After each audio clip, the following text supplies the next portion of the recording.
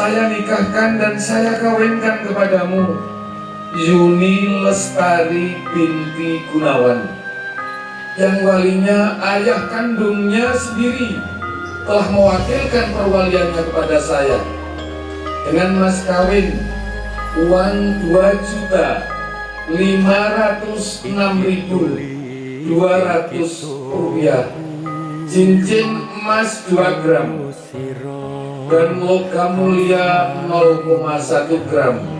Saudara bayar tunai. Saya terima nikahnya Yuni Lestari binti Gunawan atas izin dengan mas kawin tersebut saya bayar tunai. Ayu parasmu kang tanpa layu,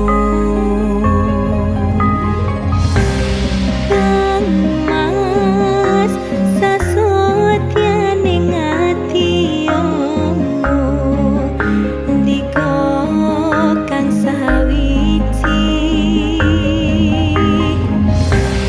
Langit bumi kang hanyakseni nalikane ucap janji ana lati. yo mung siji sesotyaku, memanekku mung mas wong ayu. Banyuwanku muga Kang Mas horali marang janji setiamu.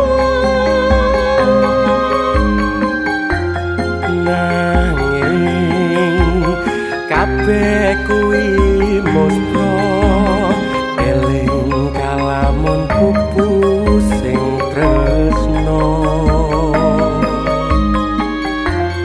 Wis tak cukup nglelekne sliramu.